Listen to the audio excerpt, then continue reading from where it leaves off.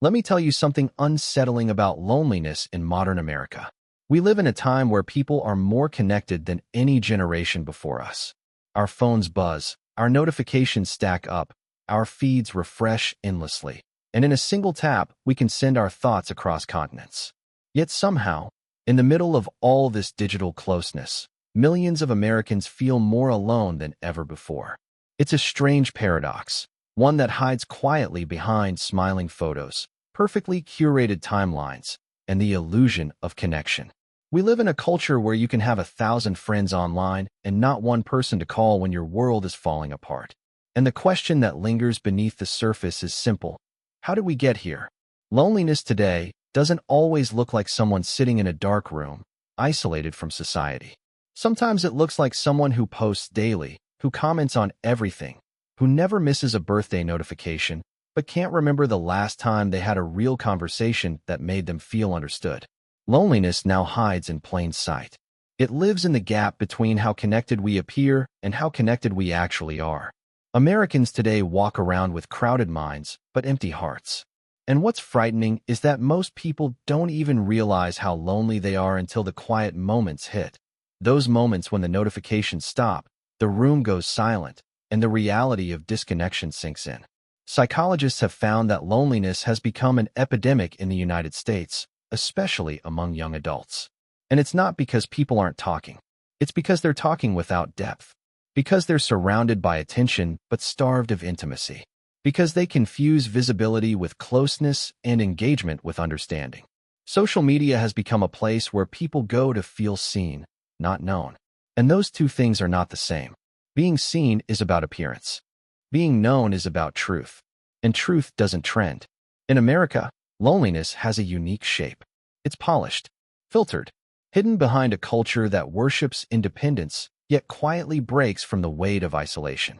From childhood, Americans are taught to be self-sufficient, to be strong, to handle their own problems. Asking for help is often seen as weakness. Vulnerability is often misunderstood as instability. So people grow up learning to smile through the pain, to keep their struggles private, to say, "I'm fine," even when they're drowning. And social media becomes the perfect stage for that performance.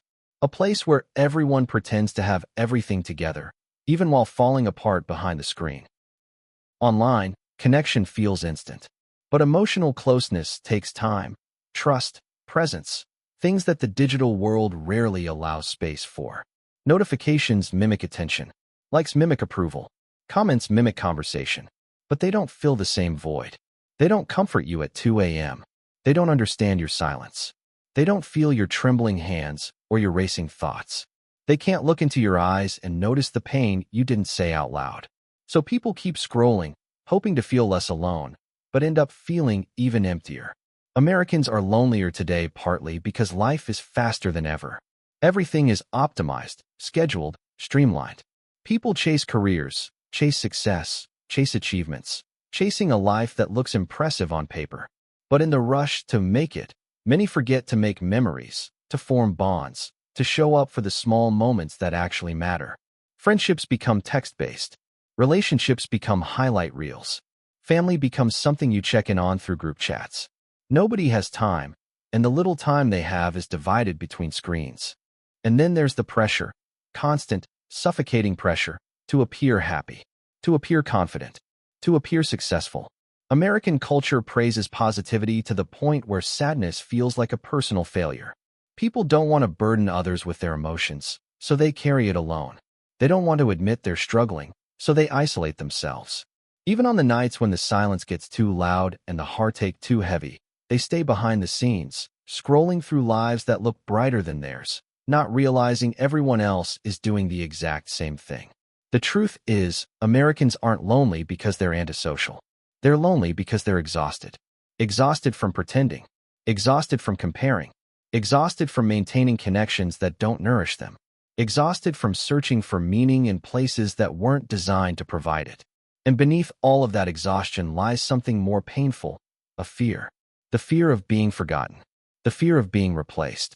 The fear of being unimportant in a world that moves too fast to notice anyone who isn't loud. What makes loneliness even more complicated is that social media amplifies the parts of life that should comfort us, but rarely do.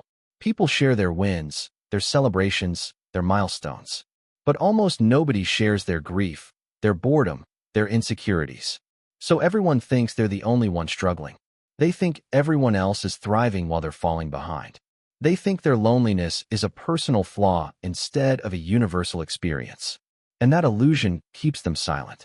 But here's something most people don't realize. Feeling lonely doesn't mean you're broken. It means you're human. Humans are wired for connection, not digital echoes, not surface-level interactions, but real emotional intimacy. We're meant to be seen in our entirety, not just the edited version. We're meant to sit with others in silence without feeling the need to perform. We're meant to feel understood without needing an audience.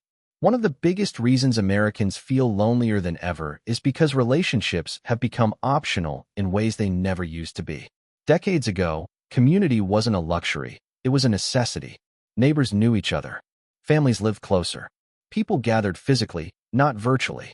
Now, people live miles away from family, move often for work, and build lives around individual goals instead of collective ones.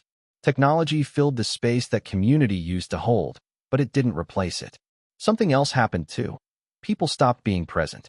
Even when they're together, they're distracted. Even in moments meant for connection, their minds drift to notifications. They're physically there, but emotionally elsewhere. So the connection feels thinner, weaker, fragile. Conversations become shallow, attention becomes split, and moments become lost. But loneliness in America has an even darker layer: comparison. Americans constantly compare their lives to the edited lives they see online. They compare their struggles to someone else's victories. They compare their ordinary days to someone else's best moments. And comparison, especially when it's constant, creates isolation. It makes you feel like you don't belong, like everyone else has figured something out that you haven't. And that feeling keeps people quiet, keeps them distant, keeps them trapped inside their own thoughts. Ironically, the more someone scrolls, the lonelier they often feel. Because every swipe reminds them of what they don't have. Not just relationships, but intimacy. Not just friends, but understanding. Not just followers, but real presence. And that emptiness grows silently, slowly, like fog gathering in the early morning. Thick enough to see, but thin enough to pretend it isn't there. But here's something important. Loneliness doesn't always mean lacking people. More often, it means lacking the kind of connection that reaches your core. You can be married and lonely. You can be popular and lonely. You can be surrounded and lonely. Loneliness is not the absence of people. It's the absence of understanding. And Americans crave understanding. They crave realness. Conversation that isn't filtered, connection that isn't scheduled, relationships that don't need to be performed for social approval. But most people don't know where to find it anymore, so they settle for substitutes: likes, views, streaks, emojis that mimic emotion but never deliver it. Yet despite all of this, there's a strange hope hidden in the pain. Loneliness is not a dead end. It's a signal that something inside you is asking for more. More honesty, more presence, more depth. A signal that your heart is tired of shallow connections, that your soul is craving something real, that you're ready to stop pretending and start feeling again. What many Americans don't realize is that loneliness can be the beginning of transformation. The moment you acknowledge your loneliness is the moment you begin to understand yourself. It's when you start looking for meaning instead of noise, for authenticity instead of validation, for people who hear you instead of people who just see you. And maybe that's the hidden truth.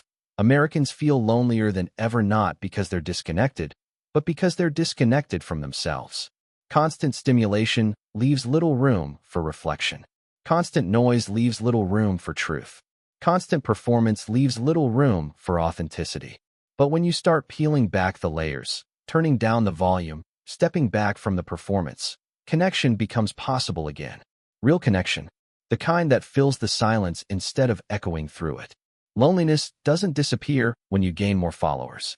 It eases when you gain more presence. It heals when you find people who don't need you to be perfect. It fades when you stop performing and start existing. And the beautiful thing is that even in the loneliest moments, you're never truly alone. Because there are millions of people feeling the exact same way, quietly, silently, invisibly. They're just waiting for someone to say what they've been afraid to admit. I feel lonely too. And maybe that's where healing begins. Not in pretending to be connected, but in admitting that you're not. Not in showing the world your happiest moments, but in letting someone see your real ones. Not in collecting attention, but in allowing yourself to be known. Because loneliness isn't a flaw. It's a reminder that you're meant for deeper connection than the world has been giving you. And maybe, just maybe, your loneliness is the first step toward finally finding it.